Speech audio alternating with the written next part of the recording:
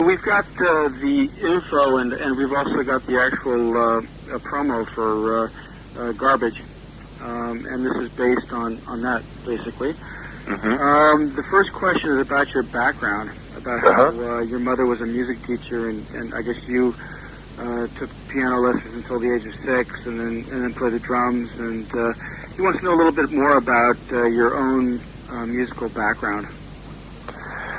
Well, as is somewhat mentioned there, my mother was a music teacher, and the reason that I started playing drums is I saw the Who on the Smothers Brothers show in like 6th grade or something, and Keith Moon absolutely blew my mind, so I bugged my parents to buy me a drum kit, and they bought me like a $59 Sears special for Christmas that year, and then I proceeded to drive them insane, playing along to like Stones records and Beatles records, whatever. But grew up listening to all sorts of stuff. Tijuana Brass. I was a very small town, Volco, Wisconsin, and so we would race home every day after school because that's when they played Mail Train, which was the top 40 show, to see who was number one that week, or just to hear what the new songs and new singles were. Mail Train? Mail Train, that was the name of our local radio station's top 40 show. Oh, I see, okay. Yeah, so I really, I mean, besides all of the stuff that my mom, she played Frank Sinatra and Tony Bennett, and she loved the Beatles and musicals. Besides all that, I mean, I really kind of grew up listening to top 40 radio, so I'm really a huge pop fan. And how old are you now, Butch? I am late 30-something. Late 30-something, okay. So your coming of age was basically mid to late 60s then? Yes. Okay. Yeah. And what are the main artists who inspired you the most during those formative years? Well, God, I guess early on it was, as I said, stuff on the radio, but I was a big fan of the Byrds and the Beatles and the Stones and the Who. I remember one of the first records I ever bought was Herman's Hermits. Dave Clark 5. I was kind of fascinated with the British invasion, I guess, like as a lot of America was at the time. So, but I also liked Motown, all the great Motown songs, and it wasn't really until I got to college. I went to college and started playing in bands, and that's when I got more into like rock, and particularly stuff that was more glammy, like T-Rex and David Bowie and Roxy music. I think in high school everybody kind of gets into more of a hard rock thing, but I didn't stay in that phase very long. I found more character, I guess, in a lot of the glam bands that were out there. Mott the Hoople, the New York Dolls. They were like the first real punk band, I thought. And the whole time I was doing that while I was at school, I started playing in a band with Duke called Spooner, and we were writing all our own songs and playing a lot in the Midwest here. It was hard to do back then. It was hard to record your own music and put records out. Now everybody does it. It's like take it for granted. As soon as you rehearse for 6 weeks, you put a record out on an indie label. What kind of music was Spooner doing? It was pop. It was a 5-piece band, and it was very melodic. There were always a lot of hooky guitar parts, and we had a piano, keyboard player, organ player, so there was a lot of organ stuff, kind of soaring or riffy organ parts. And I probably because the new wave scene kind of exploded, I would say that we were probably lumped into a new wave band, although we had more of a garage feel, more of a trashy kind of feel to the stuff.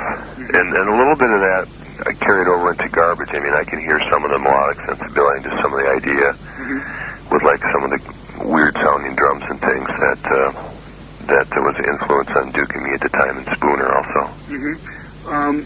The interviewer here mentions that you have kind of a diverse background. You weren't always only into music, music per se. You also were doing studies in movies.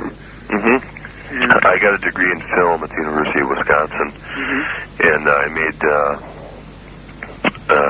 several experimental 16mm films that are basically unwatchable now. But at the time, I thought they were the shit. You know, because you're trying to express your creativity. But I was fascinated with the technical end of it, and I started doing because I was really the only music person in the film department who was really interested in music. A lot of the other students started asking me to do film soundtracks.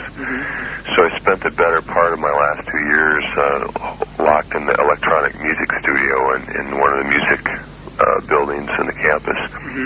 And I did a lot of real strange experimental music stuff that was non-musical. They didn't have any keyboards down there, so you couldn't play any switched-on Bach.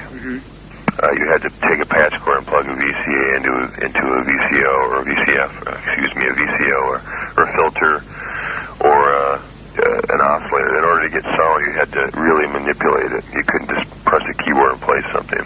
So I learned a lot. I learned a lot about the routing of electronics and how where sound comes from, and then the kind of chain and process it can go through if you want to manipulate it. Well, you're losing me, Butch. I don't understand what are these pieces of hardware you're working with? They're not keyboards. What exactly are they?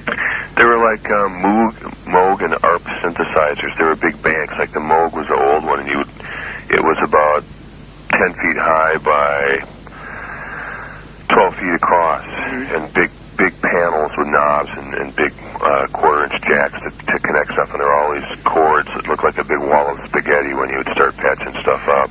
I mean, it was really cool. It just had a really cool, like lo-fi industrial vibe to it. And you had to come up with ways to eke sound out of that. Yep. The instructor I had was great because he really. We never had any exams. You just had projects, and you had to turn your project in. You also had to explain it. You did have to get up front of the class and explain what you were trying to do. And I remember the very first time, because my name is Vig, I was like last alphabetically to get up and do this, and a lot of people were getting up, and they were beside themselves with terror, having to explain their art to people, and give these long, windy, pretentious answers, and I finally got and said, I didn't have a clue what I was doing. I just wanted to make something that I thought sounded cool, and I went and sat down, and I played it, and I got an A on it. Well, I guess having gone through those sort of arcane procedures, that when you actually did start working in studios, it must seem like a stroll through the park. Well, yeah, but it was just a really good thing to do, because, it just forces you to look at sound in different ways, and what you can do to make, to create textures or mood versus, having a melody, which I think is also one of the reasons why I'm fascinated with some of the noise and stranger textures in the Garbage album, or not just in that, but in some of the records that I've also produced. So you were spending those years racking your brains for sound as opposed to writing songs per se, and I guess that contributed to your becoming a producer later on then. Yeah, the whole time I was doing that too, I was playing in that band, and we were writing pop songs, so I guess the two obviously became intertwined somehow, or that at least was the kind of where maybe it started from. Yeah, this guy is sort of fascinated by the fact that it took you this long to get the band thing going. You've kind of taken a very circuitous route. I guess you've gone full circle back to where you started from, right? Yep, and Spooner evolved into a band called Firetown that put 2 records out on Atlantic in the mid-'80s, and we toured up and through like 1989. I'll be damned. And right around that time is when, I had been producing other bands. Steve and I started the studio in 1983, and so I've been producing bands on the side while I was also working in bands. But that was around the time where my production career really took off, and I started getting a lot of work. And we had always, one of the reasons we built the studio was we always wanted to do our own stuff, and then because you have to pay bills, we never really had a chance to do that. So it actually started when about 2 years ago, Steve and Duke and I started collaborating on remixes for other artists like U2 and Nine Inch Nails and Depeche Mode and House of Pain, and when we do a remix, we erase all the tracks except for the vocals, and we record all new instrumentation and basically rewrite the song. And that was the sensibility that inspired us to start a band, because we were writing again and we were playing again and manipulating sound again. So a lot of if you heard any of those remixes, some of the elements in those remixes are definitely in Garbage. Now, exactly how far do you go back with Steve and Duke? Well, I met Duke in school, I guess around 1980, and I met Steve in school too. He was also a comm arts major, a film major, and after we finished school, we were still working in bands, and about a year and a half after that, Steve and I came up with the idea to start a studio. So we moved into an old warehouse and just started recording punk bands, because at the time there were a lot of punk bands in Madison. And they wanted to record fast and cheap, so we were their ticket. I'll be damned. And I guess a lot of people are going to see Garbage as the project of the famed producer Butch Vig. Is that a problem for you at all, or do you think you can kind of rest on your laurels? I think we were quite reticent about it to start with, but we've done quite a bit of press now, and people focus on it, but the response to the record has been really, for the most part, very favorable, and we just tell people we really hope that they judge it on the music, and I'm just a quarter of the band. It is a collaboration. We co-produced it and co-wrote all the songs together. So it's for me it was a good, healthy thing to do, to be able to step back a little bit and not have to make all the decisions. And so we hope that ultimately people will judge on the four of us. It's probably a blessing and a curse, because in some ways I'm sure we got a lot of attention because I am involved, and that maybe people wouldn't have bothered to listen otherwise. But I also know that I would be cynical if I heard a producer was starting a band, putting a solo record out. I would think, what is this egomaniac doing? But it's really not me. I'm just a part of it. So hopefully people will like the record, because they love Shirley singing, and they like the songs. We assume that you guys had produced it yourself, but the credits for the producer are conspicuously absent from the album. Well, why is that? Well, probably because having three producers in the band, we just thought it's a bit redundant to say produced by Garbage. So I don't know. We just thought recorded Smart Studios. It made as much sense as anything. So. How about in the actual workings of the band? Is it tough for each member to stay within a fixed role, or are you guys pretty flexible and pretty democratic about how it works? Kind of move all over the place. Everybody kind of does everything. I mean, Shirley doesn't know as much technically as Duke or Steve or me, but she has a lot of ideas. We're all very opinionated and fairly obsessive about something when we get focused on it. But there's actually some guitar stuff that I played and manipulated, and Shirley played some guitar and came up with some sonic ideas. And Duke and Steve take drum things that I do and process them and loop them and bring in other elements. We all manipulate sound. We use the studio as part of the writing process. We just decided that we didn't want to have to keep it as strip the songs down to an organic thing that we would be able to go and play in your basement. So there's a lot of layers of things that come from all three of us on each song. Sometimes it might be a noise track. Typically, I would say that Duke is more disciplined and plays the more melodic parts, and Steve plays the more noisy guitar things, or puts noise loops down. But sometimes it's just the opposite. Sometimes Steve played the hooks, and Duke put down a lot of the noise things, or I put a lot of the noise things down, or maybe I put the melodic hook down, and those guys played all the noise tracks, so it just depends on the song, really. Obviously, it's quite a bit different from working as a producer for other bands. Did you ever find that it was much of a struggle working with other bands, that they would you'd have to constantly have to lock horns with them over ideas and things? Sometimes we do. Luckily, there's a sensibility where the four of us tend to agree on a lot of things, or realize that it's the right thing for garbage.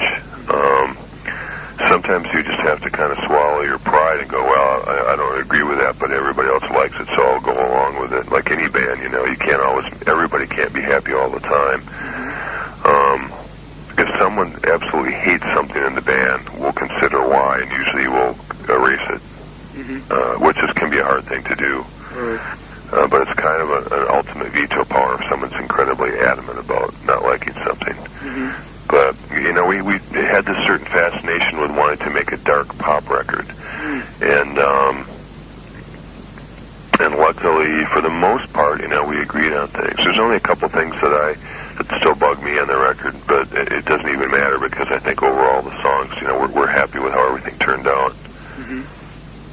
When you say dark pop, what kind of, what sort of acts would we be familiar with? What kind of music you're referring to?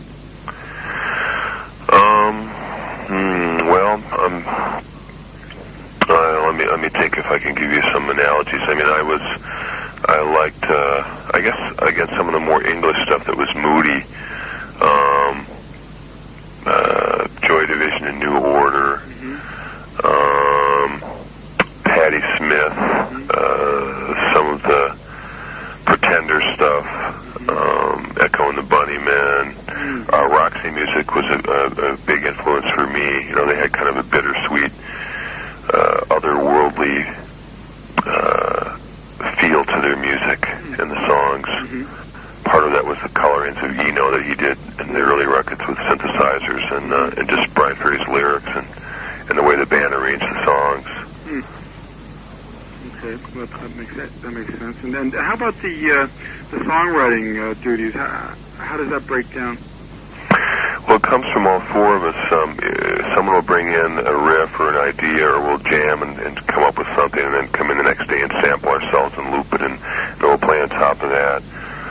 Each song is kind of different, but ultimately Shirley has to make the lyrics her own, because she has to be able to relate to them somehow. So whether she comes in with an idea, or I come in with an idea, or a title, or a dude comes in with a chorus, a couple lines for a chorus, we all sit down and talk over what's going on, but Shirley has to sing them, so she, changes them and works on them until she's comfortable with them. Were you the one who actually went out and sort of scouted Shirley? Steve saw her on MTV on 120 Minutes, and they played the video exactly once, and luckily Steve had tuned in that night. That's amazing. With her band, Angelfish. Angelfish. Yeah. And it just something sort of, a little light bulb went on over his head? She was singing a song called Suffocate Me, and it was really low, and she had a Patti Smith / Chrissy Hind vibe going on, and just in the song and in the way she was singing, and we were looking for someone who could sing and who could also sing with understatement, and just had a great, really interesting voice, and we fell in love with it right away. Did he immediately call you guys after he saw her? Is there some sort of anecdote here that we should know about? Well, we actually he called our management, who's over in the UK, or half of our management team is over there, and they tracked her down, and I think they said they called her label, and the label called up and really excited, said there's these guys who want to work here. One of the guys is this producer, Butch Vig, and Shirley was like, oh yeah, really, okay, well, whatever. And they were really excited. She goes, she didn't quite get it, and then they had to explain to her who I was, and then she looked at her Nirvana record or whatever and understood. So, but regardless, she was still working with her band at the time. They had a record I guess about a year and a half ago or so. And so we went and met her, and we were in London and had lunch with her and just liked her as a person. Mm-hmm. And I think that she liked us. I think initially she thought we were going to have, like, you know, white leather trousers on and spandex and cowboy boots or something. I don't know. She thought we'd be real sleazy, and maybe we are. I don't know. But, I mean, Duke and Steve and I are quite Midwestern and pragmatic in our attitude, I guess, towards things. So I think she was surprised. But then when she was on tour, we went and met her in Chicago and saw her, and then she came up on a couple of days off and worked on some songs at the studio. And we actually worked in Steve's basement. We were still writing the songs, and we gave them to Shirley, and the stuff that we worked on initially in Steve's basement ended up making it to the final cut. She sang Queer and Stupid Girl and Vow were all done in Steve's basement on an 8-track. Mm-hmm. I mean, we transferred them to 24-track and added a lot of stuff to them, but the basis for the songs were all done there. Mm-hmm. And musically, did you hit off with her immediately, or I mean, there must have been a certain amount of suspense there, where you had this big build-up, and you must have been thinking, what happens if this doesn't work musically? Oh yeah, I mean, you know, and it's awkward because she had to be intimidated because the three of us had worked together on and off for over 10 years, and we're expecting her to come in and do, you know, hopefully really good, and it was rough going at the start. It took a long time for the four of us to really feel comfortable with each other. I mean, now we do feel very much like a band because we have a certain rapport from working with each other that is something that you can't predict. It's a matter of chemistry, but also is a matter of time, of just getting to know someone. Mm-hmm. And you haven't earned the lifelong resentment of Angelfish there for having whisked away their vocalist? You know, I have no idea. Shirley was the only one signed as Angelfish. Ah, okay. So she was basically who the label signed, and she had a band with her, but they weren't signed to the label as such. So they were just kind of cut out. You know, just she wrote songs and they played them and toured with them, but you know, I don't know what her plans were to work with them or not. So I know she's totally in the garbage right now. I mean, I know that she's really enjoying being in the band at the moment, and we really have encouraged her to write and to bring in ideas and to be opinionated and to put as much input as possible into the band and into the songwriting. I think in some of the bands that she worked in before, she was always kind of a side person, and maybe because she was a woman too, they never really gave her much, room for opinions and for ideas. So I think she likes some of the freedom that she has now. And every time you say garbage, I kind of feel like chuckling. You must have had in mind a certain amount of humor when you thought up that name. Yeah, that came from a friend of ours walked in when we were doing a Nine Inch Nails remix, and at that point the mix is really noisy. There was very little music on it, and he said, "What the hell is this? It sounds like garbage." And I got kind of defensive and said, "Well, we're going to turn this garbage into a song at some point." And I'm not sure why we thought that was funny, but that's kind of where this is garbage. The shit is garbage. You know, we kept saying that over and over, and somehow that's where the idea for the band name came from. And we thought it's good to have some self-deprecation, you know, especially since we consider ourselves a pop band, and pop music is ultimately very disposable, or so they say. You know, we hope that we're not ultimately that disposable, but I think it's good to have a sense of humor with it. It certainly has lent itself to people coming up with creative lines at the start of a review. But as I said, for the most part, it's been the press has been overwhelmingly very favorable to the record, and everyone really seems to like it. Getting back to you as a producer, what was the first record you were ever truly impressed by production-wise? God, I think early Beatles stuff, you I just thought was amazing, like Revolver and probably Rubber Soul, Revolver, and Sgt. Pepper's. Those three records, I still listen to them a lot. They're just amazing records, amazing albums.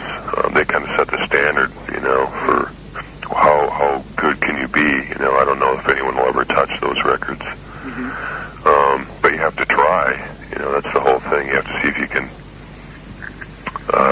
make a record that's as good as that and on its own terms. So. And I guess you've also gone on record as saying that you like Chris Thomas and Todd Rundgren as well.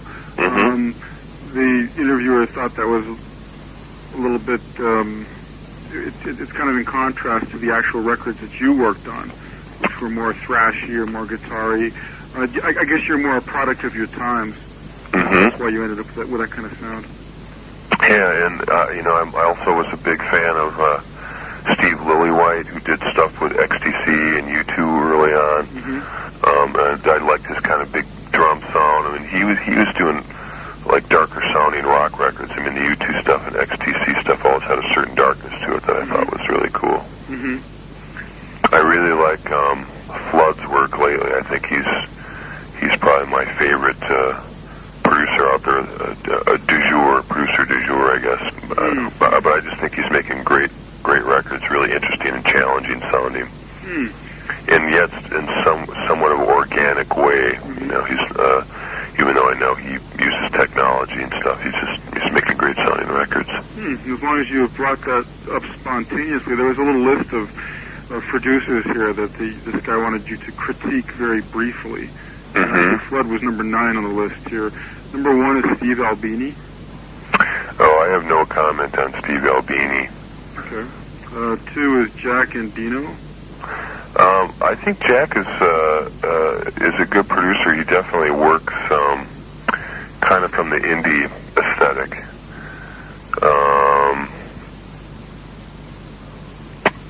I met him a couple times, and he was very kind of shy and introverted when I talked to him. But he's kind of doing what I did. He started out doing stuff in Seattle at the same time and kind of got caught up in the whole alternative grunge phenomenon when it came out. So, but he's good. He also uses a fairly organic approach, I think, to making records. I don't always use an organic approach, but I'd like to think that my records, no matter how meticulous they get, they still somehow sound slightly organic.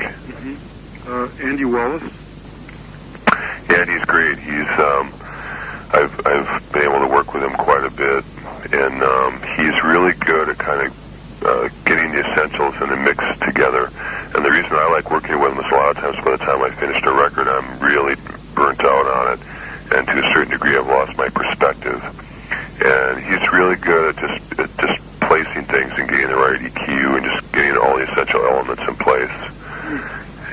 Also, a really great guy to work with under extreme stress, which is what happens a lot of times at the end of a record. Rick Rubin. I've never met Rick, but he's obviously sort of an institution.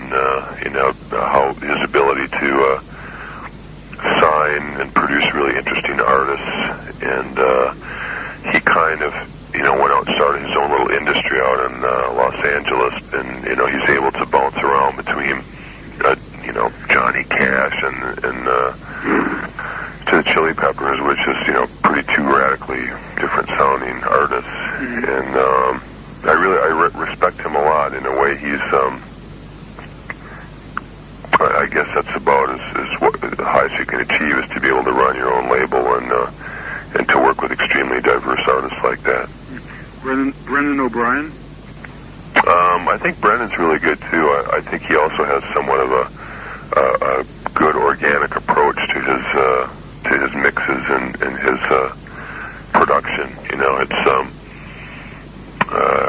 I don't really hear a lot of high-tech stuff on them, like a MIDI or computer or sampling stuff, but I think that he really captures a band vibe on the records he produces.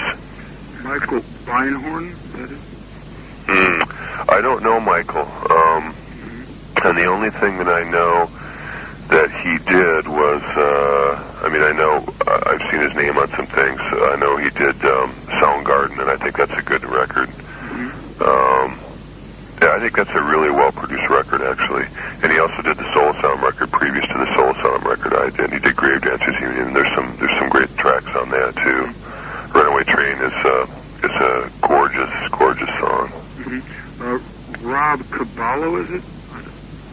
Rob Cavallo? Cavallo, okay, yeah, Cavallo. The Green Day producer. Well, he's kind of the producer du jour, I guess. Because he did Jawbreaker also. And he's probably about where I was, I guess, about 5 years ago. I don't know anything about him. I've never met him, but he certainly is making records that have a certain raw urgency to them, but also, maintain the pop instinct, which is why Green Day is so successful. I mean, part of that is the songwriting from the band, too, but they're good-sounding records.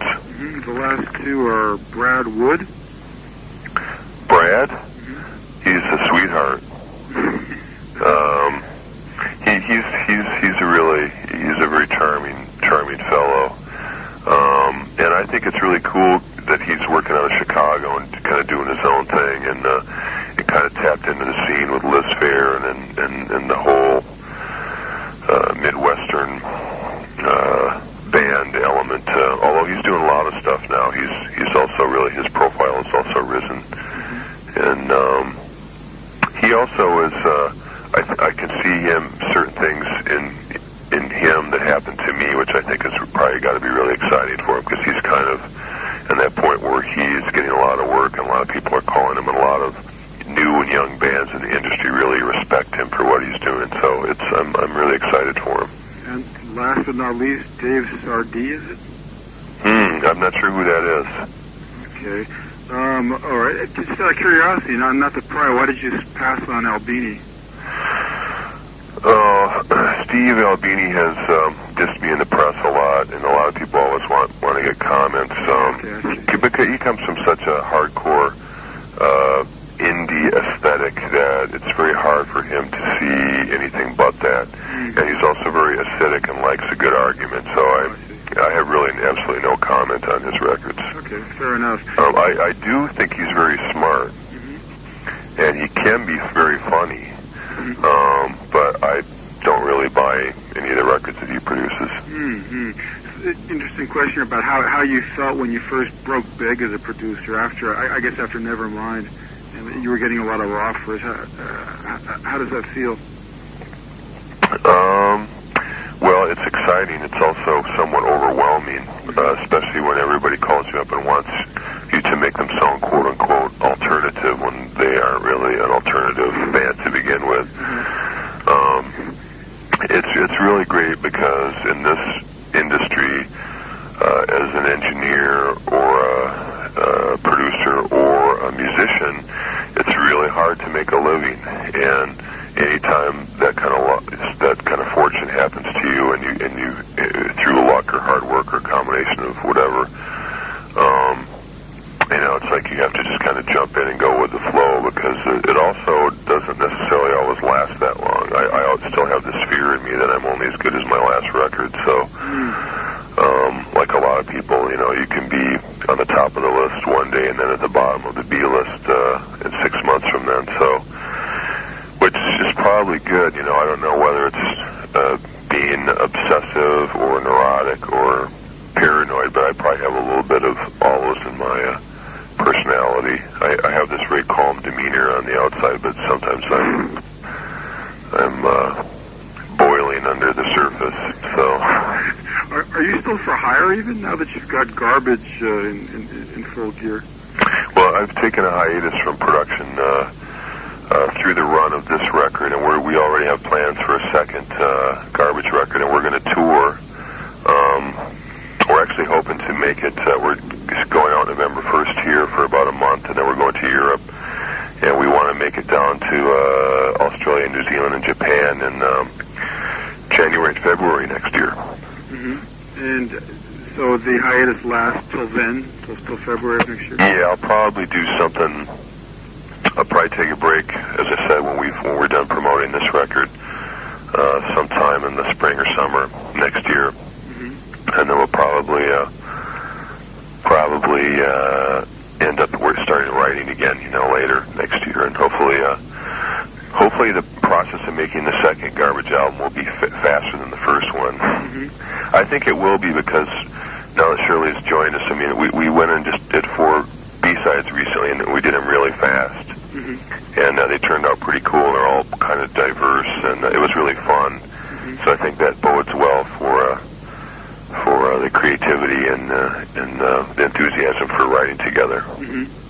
But I would imagine that even though the things are going well with the band, it must have apprehensions about the prospect of having to hold down 2 different careers, because there aren't that many musicians who are also successful as producers. Well, a lot of people have told me I'm crazy to do this, that I can make a lot more money as a producer, but I think I needed to. It was good for me to do, because I had started to burn out a little bit, and I get very obsessive about the records I make, including my own. And sometimes it's just good to kind of wear a different hat, and it's like I'm really having fun doing this right now. We hope it's successful and that people like it and it sells, because we'd like to keep doing it. But I'll go back to producing records again, and hopefully people will still remember who I am, and I'll still be able to throw my hat in the ring and work with some artists that I really respect. And lastly, who have you not worked with? Who you would like to work with? That's a tough question. A lot of people ask me that, and I've turned down a lot of over the years, like some people who I'm just absolutely astounded that they called me up. A lot of like famous bands who've been around, or artists who've been around for a while. But I kind of like to work with people who I consider my peers in a way, who kind of either grew up and started putting and writing records the same time I did, and they're kind of caught up in the same environment to a certain extent. I'm not really sure why that is. I think maybe because there's a little bit more of a sensibility about what they're trying to do, what kind of vision they're trying to achieve. I really like Trent Reznor and 9 Inch Nails a lot lately. I did a remix that I really enjoyed, and I met Trent, and he seemed fairly intense, but also, he's from Cleveland. He's a Midwesterner. I liked a certain aesthetic that he had, and the way he approached his songwriting and what he's trying to do with his band. But he's kind of doing his own thing right now. I mean, I think he's in writing again, and I can't even, I can't call him up right now anyway, because I'm too busy doing Garbage. So. Are you following the scene these days, or do you find yourself more and more locked into your own music? Kind of locked into my own thing, and I actually, when I work on a record, I don't really go out very much. I don't really buy a lot of CDs or listen to radio, or I don't watch MTV too much. I try to read and watch CNN, basically, to kind of close a lot of the other music out. I don't want to get caught up in listening to what someone else is doing and think, oh, we have to do this or we have to do that. Usually when I finish an album, then I'll go out and buy like 20 CDs, or I'll have friends suggest things that are cool and go out and try and play catch-up. But I don't, I kind of shut myself in when I'm working on an album, whether it's Garbage or someone I'm producing, and I need to like sleep and eat and breathe and dream it, and it's not necessarily healthy, but it's the only way I know how to make records. All right, Butch. Well, I thank you very much for your time. I think we covered all the bases, and I wish you guys the best of luck. Cool. Well, hopefully we'll be over there, and you should send us a copy. Send it to just to the label or something. We'd love to see it when it comes out. Of course, we won't be able to translate it, probably, right? Well, what happens is that this magazine, Rocking On, it's the biggest selling music magazine in Japan, and the way they run interviews is just they run the verbatim comments. Okay. They take out, they sort of strip them of the fat, and there's like a 1 or 2 paragraph lead. But otherwise, it's just what you said exactly. Okay. With some of the stuff taken out. Yeah. Well, just edit me so I sound intelligent and all. If I was babbling on here. Well, something like that. Yeah. So anyway, yeah, they'll send the management a copy. Okay. Cool. All right. Well, thank you very much. Late 30-something, okay. So your coming of age was basically mid to late 60s then? Yes. Okay. Yeah. And what are the main artists who inspired you the most during those formative years? Well, God, I guess early on it was, as I said, stuff on the radio, but I was a big fan of the Byrds and the Beatles and the Stones and the Who. I remember one of the first records I ever bought was Herman's Hermits. Mm-hmm. Dave Clark 5. Mm-hmm. I was kind of fascinated with the British invasion, I guess, like as a lot of America was at the time. Mm-hmm. So, yeah. But I also like Motown, all the great Motown songs, mm-hmm. and it wasn't really until I got to college. I went to college and started playing in band, record your own music, and put records out. Now everybody does it. Mm-hmm. Like take it for granted. As soon as you rehearse for 6 weeks, you put a record out on an indie label. Mm-hmm.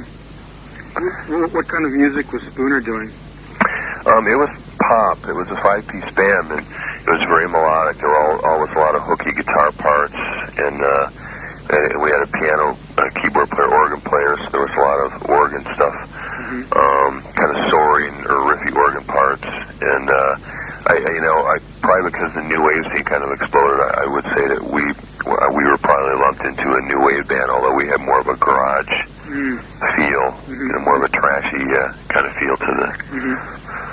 stuff, mm-hmm. and a little bit of that I carried over into Garbage. I mean, I can hear some of the melodic sensibility, just some of the idea mm-hmm. with like some of the weird sounding drums and things that was an influence on Duke and me. Playing along to like Stones records and Beatles records, whatever. But grew up listening to all sorts of stuff. Tijuana Brass. I was in a very small town, Viroqua, Wisconsin, mm-hmm. and so we would race home every day after school because that's when they played Mail Train, which was the top 40 show, to see who was number one that week, or just to hear what the new songs and new singles were. Mail Train? Mail Train, that was the name of our local radio station's top 40 show. Oh, I see, okay. Yeah, so I really, I mean, besides all of the stuff that my mom, she played Frank Sinatra and Tony Bennett, and she loved the Beatles and musicals. Besides all that, I mean, I really kind of grew up listening to top 40 radio, so I'm really a huge pop fan. Mm-hmm. And how old are you now, Butch? I am late 30-something, mm-hmm. and that's when I got more into like rock, particularly stuff that was more glammy, like T-Rex and David Bowie and Roxy music. Mm-hmm. I think in high school everybody kind of gets into more of a hard rock thing, but I didn't stay in that phase very long. Mm-hmm. I found more character, I guess, in a lot of the glam bands that were out there. Mott the Hoople, mm-hmm. the New York Dolls. They were like the first real punk band, I thought. Mm-hmm. And the whole time I was doing that while I was at school, I started playing in the band with Duke, mm-hmm. called Spooner, and we were writing out all our own songs and playing a lot in the Midwest here. Mm-hmm. It was hard to do back then. It was hard to We've got the info, and we've also got the actual promo for Garbage, and this is based on that, basically. Mm-hmm. The first question is about your background, about how your mother was a music teacher, and I guess you took piano lessons until the age of 6, and then played the drums, and he wants to know a little bit more about your own musical background. Well, as is somewhat mentioned there, my mother was a music teacher, and the reason that I started playing drums is I saw the Who on the Smothers Brothers show in like 6th grade,